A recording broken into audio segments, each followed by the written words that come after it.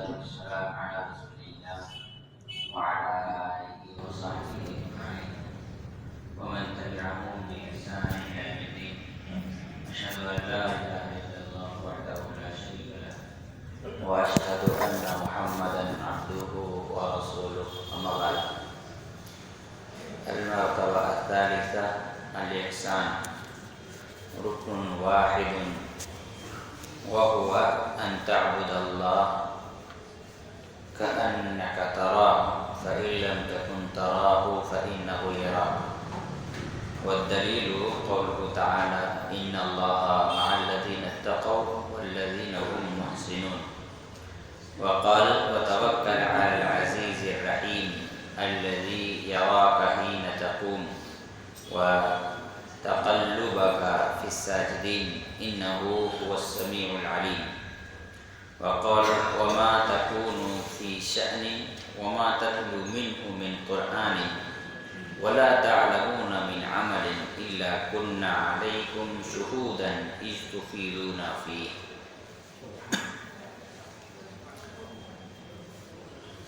اسلام اور ایمان پر بات کرنے کے بعد محمد ابن عبد الوہاب رحمۃ اللہ علیہ احسان کا ذکر کرتے ہیں. کہتے ہیں کہ یہ احسان اس کے الگ الگ اجزاء نہیں ہیں بلکہ صرف ایک ہی چیز ہے احسان میں، اور وہ یہ ہے کہ کسی انسان کا اس طرح سے اللہ تعالیٰ کی عبادت کرنا جیسے کہ وہ اللہ تعالیٰ کو دیکھ رہا ہے، اور اگر یہ نہ ہو سکے تو کم از کم اس احساس کا پایا جانا کہ اللہ تعالیٰ اس کو دیکھ رہا ہے. پھر آگے قرآن مجید کے ایک آیت کا ذکر کرتے ہیں جس میں اللہ تعالیٰ نے فرمایا ان اللہ مع الذین اتقوا والذین هم محسنون. یقیناً اللہ رب العالمین ان لوگوں کے ساتھ ہے جو تقوی اختیار کرتے ہیں اور احسان کرتے ہیں. اسی طرح اللہ تعالیٰ نے قرآن مجید میں ایک اور جگہ ذکر کیا وَتَوَكَّلْ عَلَى الْعَزِيزِ الرَّحِيمِ. زبردست رحمتوں والے پر بھروسہ کرو. الَّذِي يَرَاكَ حِينَ تَقُومُ. وہی وہ ذات ہے وہ تمہیں دیکھتا ہے جب تم کھڑے ہوتے ہو. وَتَقَلُّبَكَ فِي السَّاجِدِينَ. اور آپ کا سجدوں میں پلٹنا بھی اللہ رب العالمین دیکھتا ہے. إِنَّهُ هُوَ السَّمِيعُ الْعَلِيمُ. یقیناً وہ سننے والا جاننے والا ہے. اسی طرح ایک اور آیت نقل کرتے ہیں اللہ تعالیٰ نے فرمایا وَمَا تَكُونُ فِي شَأْنٍ وَمَا تَتْلُو مِنْهُ مِنْ قُرْآنٍ. آپ جس کسی بھی حال میں ہوں، جو کچھ بھی آپ قرآن کی تلاوت کریں، وَلَا تَعْمَلُونَ مِنْ عَمَلٍ. آپ جو بھی عمل کریں إِلَّا مگر كُنَّا عَلَيْكُمْ شُهُودًا. ہم اس پر گواہ ہیں. إِذْ تُفِيضُونَ فِيهِ. جب آپ اس کے لیے محنت کرتے ہیں. اللہ رب العالمین نے قرآن مجید کے ان آیتوں میں جو باتیں بیان کی، ان باتوں کو اگر انسان سمجھے تو بہت ساری باتیں اس میں اللہ تعالیٰ نے بیان کی ہے. احسان دو قسم کی ہے. ایک ہے احسان اعمال میں، ایک ہے احسان عبادتوں میں. اعمال میں، معاملات میں جو احسان ہے وہ کئی طرح کا ہے. مال و دولت سے احسان، محنت جد و جہد کے ذریعے احسان، عہدے اور ذمہ داریوں کے ذریعے احسان، بدن کے ذریعے احسان. کئی قسم کے احسان انسان کے معاملات میں ہیں. اس احسان کا مطلب ہوتا ہے کوئی ایسا کام کرنا جس کام کے بدلے آپ سامنے والے انسان سے بدلہ نہیں چاہتے ہیں، تو اس کو احسان کہتے ہیں. مثال کے طور پر امام شیخ صالح فوزان الفوزان یہاں لکھتے ہیں کہ انسان مال کے ذریعے کیسے احسان کر سکتا ہے؟ مال خرچ کرتا ہے، لوگوں کی مدد و نصرت کرتا ہے، پھر اس کے درجات کو بیان کرتے ہیں۔ پہلے بیوی، ماں باپ، بھائی بہن، بیٹا، یہ اس کے احسان کے سب سے پہلے مستحق ہیں، ہے نا؟ اس لیے کہ اللہ کے رسول صلی اللہ علیہ وسلم نے فرمایا کہ دینار انفقتہ فی سبیل اللہ ودینار انفقتہ فی رقبہ ودینار انفقتہ علی اہلک اعظم درجۃ واحب الی اللہ، کہ کسی انسان کا اللہ کے راہ میں خرچ کرنا ایک دینار یعنی 1 روپیہ 1 پیسہ جو بھی انسان خرچ کرتا ہے، آدمی کا جہاد کے راستے میں کوئی نکل رہا ہے اس کے اوپر پیسہ خرچہ کرنا، اور ایک آدمی کا اپنے بیوی بچوں کی ضرورتوں کو پورا کرنا، سب سے زیادہ ثواب اس میں ہے کہ آدمی اپنے بیوی بچے اور گھر کے لوگوں کی ضرورتوں کو پوری کرے۔ یہ سب سے زیادہ اللہ کے یہاں احب پسندیدہ ہے، اور اعظم درجۃ درجے کے اعتبار سے اونچا ہے۔ تو ایک احسان یہ ہوا، پھر اس کے بعد درجات بیان کرتے ہیں کہ اپنے ماں باپ، بیٹے، بھائی بہن، بیوی، ان پر خرچ کرنے کے بعد کہتے ہیں بھتیجا بھتیجی، بھانجا بھانجی، چچا زاد بھائی، چچا زاد بہنیں، خالہ زاد بھائی، خالہ زاد بہنیں، یہ دوسرے درجے پر آتے ہیں جن کے اوپر انسان احسان کرتا ہے، مال پیسہ خرچ کر کے ان کی ضرورتوں کو پورا کر کے۔ ثم الصدقۃ علی المساکین وغیرہ، پھر شیخ صالح فوزان الفوزان حفظہ اللہ کہتے ہیں اس کے بعد باری آتی ہے عام مسکینوں، محتاجوں، ضرورت مندوں کی مدد کرنا۔ فمن ہم اہل للصدقۃ کطلاب العلم مثلا، فمنہم اہل للصدقۃ کطلاب العلم مثلا، پھر یہ کہتے ہیں علم دین کے نشر و اشاعت کے لیے جو دین سیکھ رہا ہو اس پر پیسہ خرچہ کرنا، یہ بھی اسی درجے میں آتا ہے، لیکن یہ کتنا نمبر پہ آیا؟ چوتھے نمبر پہ۔ پہلا اپنا گھر، دوسرا چچا زاد، پھوپھا زاد، خالہ زاد، بھگنا، بھتیجا، یہ سارے لوگ۔ تیسرے نمبر پر کس کا آیا؟ عام مسکینوں پر۔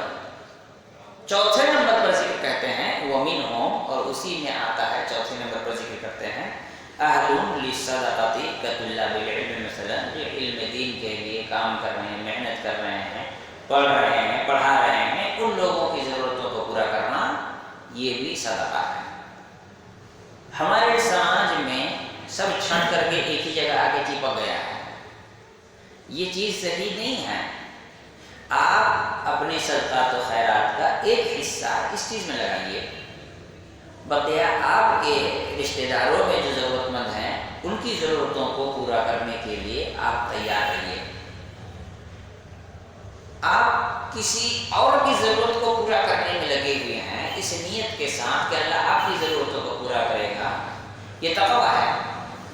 لیکن شریعت نے تو یہ بھی حکم دیا ہے نا کہ پہلے اپنے رشتہ داروں کی ضرورتوں، اپنے اڑوس پڑوس میں رہنے والوں کی ضرورتوں، اپنے ماتحت رہنے والوں کی ضرورتوں کو پورا کرو۔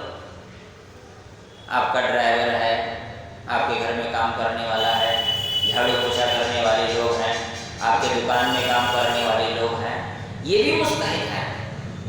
ہم یہ نہیں کہتے ہیں کہ سارا پیسہ ان کو دے دو، مدرسوں کو بند کر دو، نہ وہ بند ہو جائے گا تو بھی بڑی مصیبت ہے۔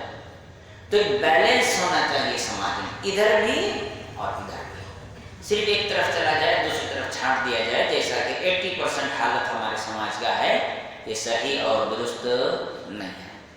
پھر کہتے ہیں کہ کسی انسان کا اپنے عہدوں کے ذریعے کسی کا بھلا کرنا، احسان کرنا، کہتے ہیں وہ اس طرح سے ہے کہ کسی آدمی کے پاس پاور ہے، طاقت ہے، عہدہ ہے، جس سے وہ کسی کا بھلا کر سکتا ہے۔ مثال کے طور پر کوئی آدمی کوئی کام تلاش رہا ہے، اس آدمی کو یہ دیکھے کہ یہ آدمی قابل ہے لیکن کچھ مجبوریوں کی وجہ سے کام نہیں مل رہی ہے، اس کو ریکمینڈ کر دینا، یہ اس کے ساتھ احسان ہے۔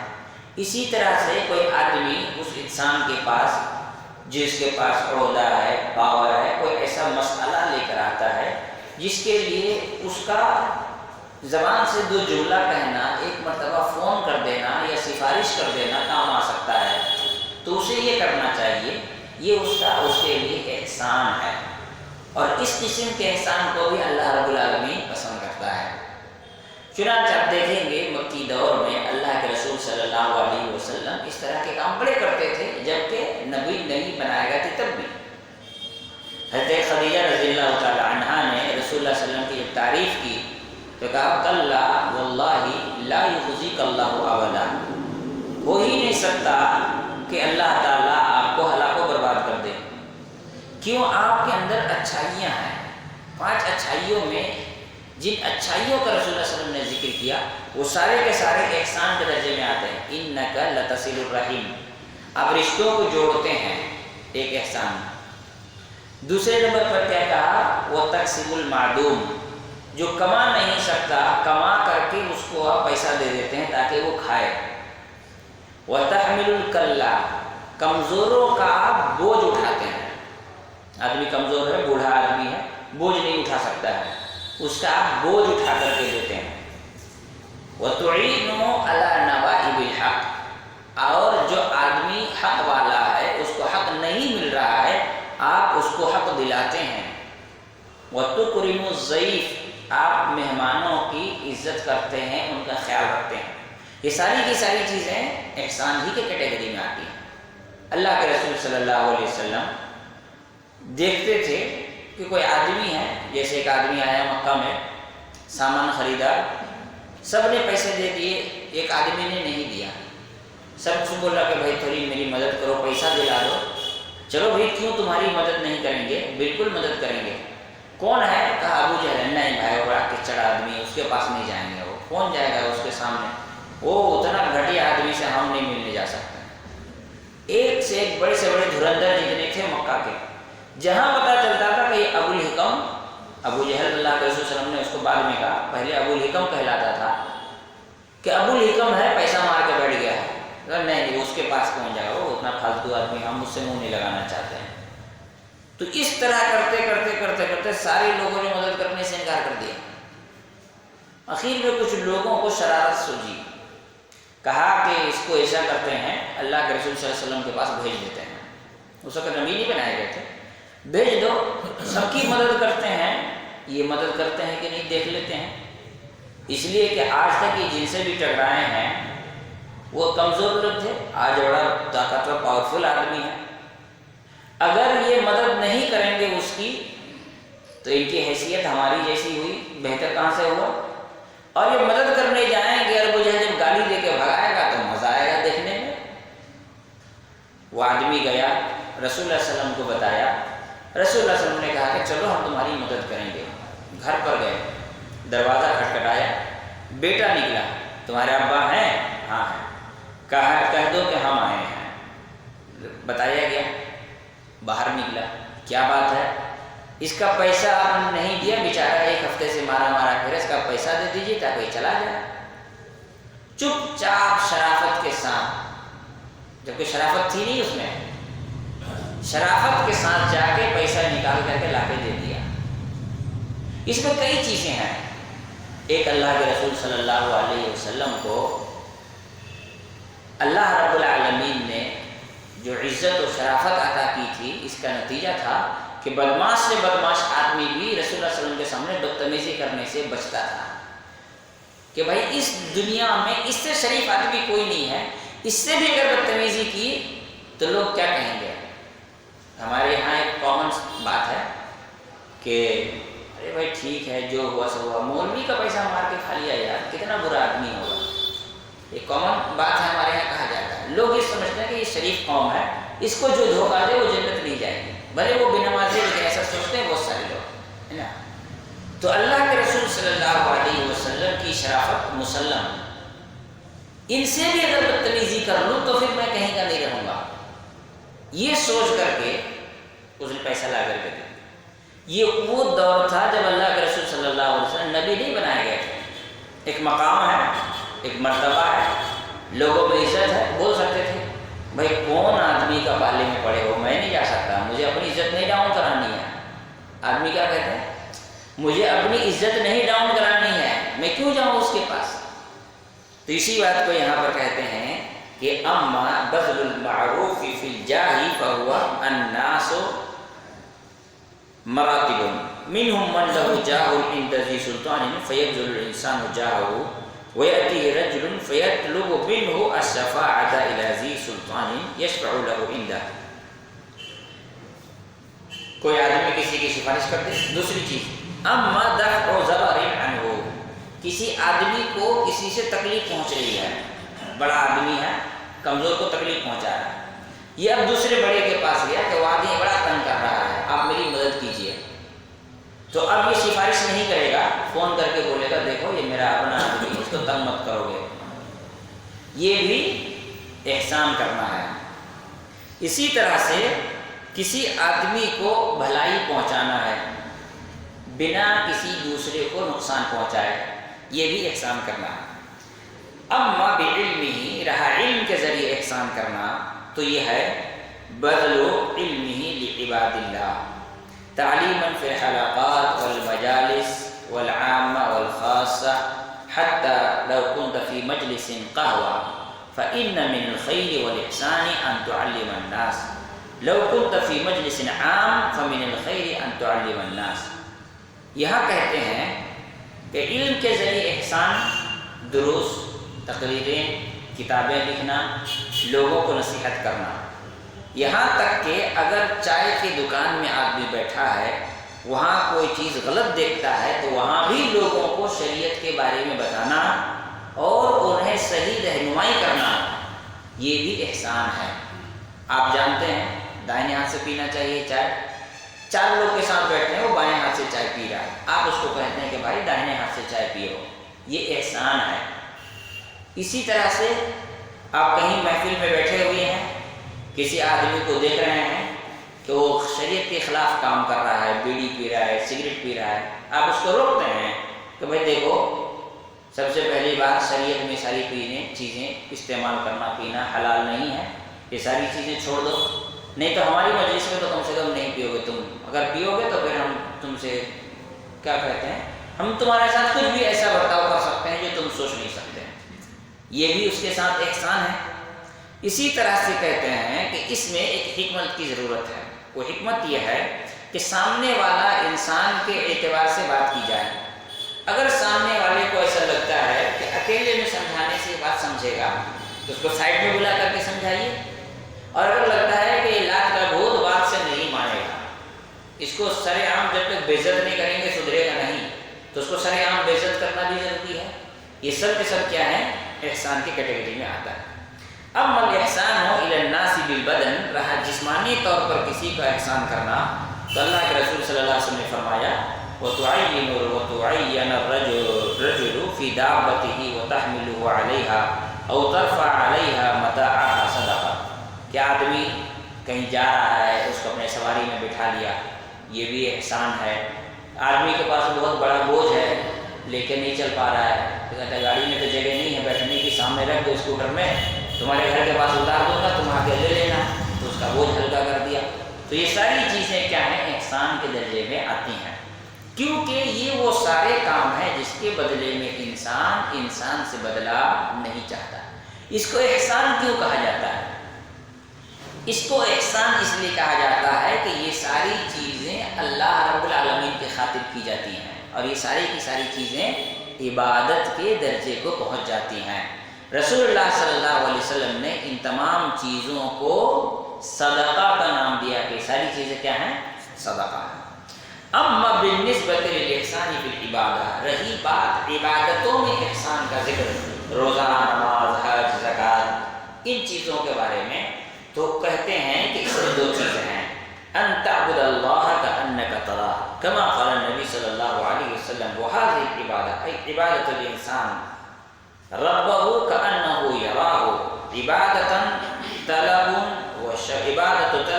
وشوق وعبادة الطلب والشوق يجد الإنسان في نفسه حثا عليها۔ بڑی پیاری بات یہاں پر شیخ صالح فوزان الفوزان حفظہ اللہ کہتے ہیں کہ عبادت میں احسان کا مطلب محبت، رغبت اور شوق کے ساتھ پورے دل جمعی کے ساتھ اپنے ذہن کو، دماغ کو، ہاتھ پیر کو، سب کو شریعت کے تابع کر کے پورا دماغ فل کنسنٹریشن کے ساتھ عبادت کرنا۔ اگر آدمی اس طرح سے عبادت کرے گا تو ایسی صورت میں اللہ رب العالمین اس کے اندر یہ احساس پیدا کرے گا۔ کس بات کا احساس پیدا کرے گا؟ آدمی کے اندر احساس پیدا کرے گا کہ میں تنہا نہیں ہوں، اللہ رب العالمین میرے ساتھ ہے۔ اس قسم کی فیلنگ اور اس قسم کا احساس انسان کے اندر پیدا ہوگا۔ تو یہی اس کا مطلب ہے کہ عبادت ایسے کرو جیسے تم اللہ کو دیکھ رہے ہو، یعنی یہ احساس کا ہونا کہ میں تنہا نہیں ہوں، میرے ساتھ اللہ رب العالمین ہے۔ مشکلیں، تکلیفیں، پریشانیاں، اسی لیے یہیں سے بات سمجھ میں آتی ہے کہ انسان کی تکلیفوں کا حل نماز میں ہے۔ یہ کیسے ہو گیا؟ تکلیفوں کا حل نماز میں پورے یکسوئی کے ساتھ، دل جمعی کے ساتھ عبادت کرتا ہے جو احسان کے درجے کو پہنچ جائے۔ دماغ بھی عبادت میں ہے، ذہن بھی عبادت میں ہے، جسم و جان سب کچھ عبادت میں لگا ہوا ہے پورے کنسنٹریشن کے ساتھ۔ تو کہتے ہیں کہ یجد الانسان فی نفسی حقا علیہا، اس معاملے میں انسان ایک قسم کا انکریجمنٹ پاتا ہے اپنے اندر ایک طرح سے احساس پاتا ہے، ابھارنا پاتا ہے اپنے اندر کہ نہیں یہی میرا حل ہے اور یہیں سے میرے مسائل حل ہوں گے۔ اس کے ذریعے اللہ تعالیٰ اس کے اندر ایک قوت پیدا کرتا ہے۔ ہندوستان میں بہت سارے ایسے لوگ ہیں جو دعوت و تبلیغ کرتے ہیں، لیکن ایک داعی انتقال کر گئے، ان سے میری ملاقات ہوئی، ملبار کے رہنے والے تھے۔ وہ غیر مسلموں میں دعوت تبلیغ کرتے ہیں، وہ کھڑے ہو کے روڈ میں تبلیغ کرنا شروع کر دیتے ہیں، کسی ہندو کو پکڑ لیا، کرسچن کو پکڑ لیا، تبلیغ کرتے ہیں۔ ان سے بات چیت میں ہم نے پوچھا کہ ایک بات بتائیے، آپ جو یہ غیر مسلموں میں دعوت تبلیغ کرتے ہیں ڈر نہیں لگتا ہے؟ بولے کہ تھپڑ مار دیا تو بولے نہیں، بولے یہ ڈر بھاگتا کیسے ہے؟ تو بولے کہ بس اللہ کی مرضی ہے، یہ ہے۔ بہت دنوں کے بعد اسی مسجد میں شیخ عبداللہ جولم حفظہ اللہ آئے تھے، دکتور عبداللہ جولم۔ میں نے ان سے اس بات کا تذکرہ کیا کہ ایسا میں نے بولا، وہ کوئی جواب نہیں دے پائے۔ تو انہوں نے کہا کہ جو انسان تہجد کا عادی ہوگا وہ کبھی کسی سے نہیں ڈرے گا۔ جو انسان تہجد کا عادی ہوگا انسان کبھی کسی سے نہیں ڈرے گا۔ تہجد اگر واقعی وہ تہجد کی طرح پڑھتا ہے، بولے 2 رکعت ہی کیوں نہ پڑھے، اس کے اندر اس بات کا احساس ہوگا، ایمان اتنا مضبوط ہو جائے گا اور اتنا نڈر ہو جائے گا دنیا سے، وہ ہمیشہ اس بات کو محسوس کرے گا کہ بس میں کوئی کام کر رہا ہوں، اور وہ اپنی زندگی میں ہر موڑ میں اللہ کی مدد کو دیکھے گا۔ اپنی زندگی میں ہر موڑ میں اللہ تعالیٰ کی مدد کو دیکھے گا۔ پھر وہ حدیث یہیں پہ وہ بات فٹ آتی ہے کہ اللہ کے رسول صلی اللہ علیہ وسلم نے کیا فرمایا؟ رسول اللہ صلی اللہ علیہ وسلم نے فرمایا کہ لا یزال عبدی یتقرب الی بالنوافل، میرے بندے کثرت سے نفل عبادتوں کے ذریعے میرے قریب ہوتے ہیں، یہاں تک کہ میں اس کا ہاتھ بن جاتا ہوں جس سے وہ پکڑتا ہے، میں اس کے پیر بن جاتا ہوں جس سے وہ چلتا ہے، میں اس کی آنکھ، میں اس کے کان بن جاتا ہوں جس سے دیکھتا اور سنتا ہے۔ اس کا مطلب کیا ہوا؟ اس کا مطلب یہی ہوا کہ یہ عبادتوں میں اتنا زیادہ مصروف کہ اللہ رب اتنا زیادہ دل جمعی کے ساتھ عبادت کیا کہ اللہ رب العالمین اس کو اپنی نگاہوں کے سامنے اپنی قدرت کی نشانی دکھا دیتا ہے۔ ہاں، اس سے اس کے ایمان میں اضافہ، اس کو دکھتا ہے اتنا مشکل کام سڈنلی آسان ہو گیا، جو کام میں نے سوچا ہی نہیں تھا نہیں ہوگا اللہ تعالیٰ نے کروا دیا۔ تو وہ اللہ رب العالمین کی مدد اور نصرت کو اپنے سامنے دیکھے گا، اپنے پاس دیکھے گا۔ یہ کب ہوگا؟ جب انسان عبادتوں میں احسان کے درجے کو پہنچ جائے، پوری محبت، شوق، جذبہ، احساس کے ساتھ اپنے دل و دماغ کو حاضر کر کے عبادت کرے گا، تب جا کر کے اس چیز کو انسان اپنے اندر محسوس کرے گا۔ اور اگر انسان اتنا زیادہ ڈوب کر کے عبادت نہیں کر سکتا، فَإِن لَّمْ تَكُن تَرَاهُ، اگر اتنا زیادہ ڈوب کر کے عبادت نہیں کر سکتا، فَإِنَّهُ يَرَاكَ، تو اتنا ڈر، اتنا خوف تو ہونا ہی چاہیے کہ اللہ تعالیٰ اسے دیکھ رہا ہے۔ اگر اتنا زیادہ ڈوب کر کے عبادت نہیں کر پا رہا ہے، اتنا زیادہ مصروف ہو کر کے عبادت نہیں کر رہا ہے، تو اتنا ڈر اور اتنا خوف تو ہونا ہی چاہیے کہ اللہ تعالیٰ اسے دیکھ رہا ہے۔ سنن ابی داؤد کی ایک حدیث ہے، امام ابو داؤد رحمۃ اللہ علیہ نے اس کو اپنی کتاب میں نقل کی ہے کہ ایک دفعہ مسلمان کسی جنگ میں گئے تھے، تو مسلمانوں نے کافروں کو مارا، تو ایک عورت تھی جس کا بھائی یا شوہر جنگ میں مارا گیا، کافر عورت تھی، اس نے یہ پکا ارادہ کر لیا کہ میں اپنے شوہر کا، یہ بھائی جو بھی مرا، میں اس کا بدلہ لے کر کے رہوں گی۔ جنگ ختم ہونے کے بعد جب مسلمان واپس جانے لگے تو وہ بھی پیچھے پیچھے آنے لگی، دور رہتی، اب دیکھتی کہاں تک جا رہے ہیں، یہاں تک کہ رات کا وقت ہو گیا۔ صحابہ کرام، اللہ کے رسول صلی اللہ علیہ وسلم، سب لوگ رات کو آرام کرنے کے لیے سو گئے۔ دو صحابہ کرام کو ذمہ داری کہ تم پہرہ داری کرنا، اب دو لوگ پہرہ داری کرنے لگے۔ ایک نے دوسرے سے کہا کہ دو آدمی جاگ کے کیا کرو گے، ایک آدمی جاگتے ہیں، ایک آدمی سو جاؤ، مجھے نیند آئے گی تو میں تم کو جگا دوں گا۔ تو دوسرا بھی سو گیا۔ اب جو اکیلا آدمی تھا وہ بور ہو رہا تھا بیٹھے بیٹھے، تو سوچا کہ چلو نماز پڑھتے ہیں، بور ہو رہے ہیں، ٹائم پاس نہیں ہو رہا تو نماز پڑھتے ہیں۔ ان کا ٹائم پاس کیا تھا؟ ہمارا ٹائم پاس کیا ہے؟ فیس بک، واٹس ایپ، ٹویٹر، ہے نا، یوٹیوب۔ ان کا ٹائم پاس کیا تھا؟ وقت نہیں گزر رہا ہے تو چلو نماز پڑھتے ہیں، نماز پڑھنے لگے۔ اب وہ کافر عورت دور سے دیکھ رہی تھی، اب اندھیرا تھا، سمجھ میں آیا کہ کوئی کھڑا ہے، رکوع سجدہ کر رہا ہے، تو وہ اندھیرے میں نشان لگاتی ہے تیر کا۔ مست یہ سورہ بقرہ کر پڑھ رہے تھے، نماز میں پڑھ رہے ہیں، ایک تیر لگا، پھر بھی پڑھ رہے ہیں نماز، دوسرا تیر لگا، پھر بھی نماز پڑھ رہے ہیں، پھر تیسرا تیر لگا۔ تب ان کو ایسا لگا کہ اگر میں مر گیا تو یہ تو سو رہے ہیں، ان کو پر تو مصیبت آ جائے گی۔ تو انہوں نے جلدی جلدی نماز مکمل کی، اس کے بعد اپنے دوست کو، اپنے ساتھی کو جگایا، ارے اٹھو اٹھو، دیکھو مجھے تیر لگ گیا ہے، کوئی دشمن کا حملہ نہیں کرے گا۔ انہوں نے کہا اللہ کے بندے، پہلی تیر میں کیوں نہیں جگایا؟ بڑو سورہ بقرہ پڑھنے میں اتنا اچھا لگ رہا تھا کہ مجھے نماز پڑھنے کا دل نہیں کیا۔ سوچیے کتنا ڈوب کر کے، کتنا زیادہ گہرائی کے ساتھ، کتنا زیادہ دل جمی اور یکسوئی کے ساتھ وہ کیا کر رہے تھے؟ نماز پڑھ رہے تھے۔ اس سے یہ بھی پتہ چلا نا، خون نکلنے سے وضو نہیں ٹوٹتا ہے، وضو ٹوٹ جانے سے نماز باطل ہو جاتی۔ ہمارے یہاں بولی بولتے دم ٹوٹ گیا، جب وضو بنا کے آؤ، بھائی وہ تو تیر لگی تھی، تیر لگنے کے بعد خون نہیں نکلے گا، تین تیر لگے تھے۔ اس کا یہی معلوم ہے، امام ابو داؤد رحمۃ اللہ علیہ اسی مسئلے کو ثابت کرنے کے لیے حدیث نقل کی ہے کہ خون نکلنے سے وضو نہیں ٹوٹتا ہے، تین تیر لگے، ظاہر مطلب تیر کوئی تو سوئی تو ہے نہیں کہ خون نہیں نکلے گا، خون نکلا ہوگا، لیکن وہ نماز پڑھے جا رہے ہیں، لیکن وضو ٹوٹا نہیں تھا، ہے نا۔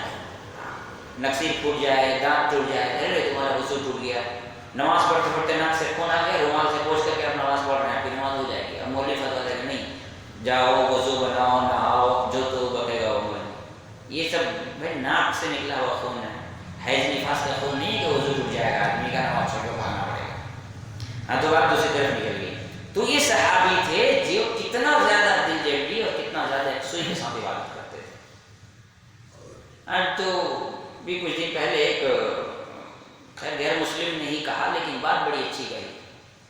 وہ کہہ رہا ہے کہ آج کے ڈیٹ میں بہت سارے لوگ اپواس رکھتے ہیں، روزہ رکھتے ہیں، ہے نا، بہت سارے لوگ کرسچن لوگ بھی روزہ رکھتے ہیں۔ اس نے کہا کہ کوئی ایسا روزہ رکھ کے دکھائے کہ روزے کے حالت میں فیس بک، ٹویٹر، اسنیپ چیٹ، وی چیٹ، اے سے زیڈ تک جتنا بھی آ سکتا ہے، یہ ساری چیزیں وہ استعمال نہ کرے اور روزہ رکھ کے دکھائے، تب پتہ چلے گا روزہ کیا ہوتا ہے۔ آج تو آدمی بس لیا ہے، صبح سے شام تک بھوکا رہنا ہے، موبائل پہ موبائل گھانٹ رہا ہے، ٹائم پاس ہو جا رہا ہے نا۔ فجر کے بعد سویا، ظہر میں جاگا، ظہر پڑھ کے تھوڑی تلاوت کر کے مسجد میں تھوڑا سا سوشل نیٹ ورک میں بزی رہا، عصر کے بعد افطاری کی تیاری کرنے لگا، اس کا جا کے دبا کر کے پیٹ بھر کر کے افطار کر لیا، پھر رات بھر تو کھائے جا رہا ہے، پھر سحری کر کے پھر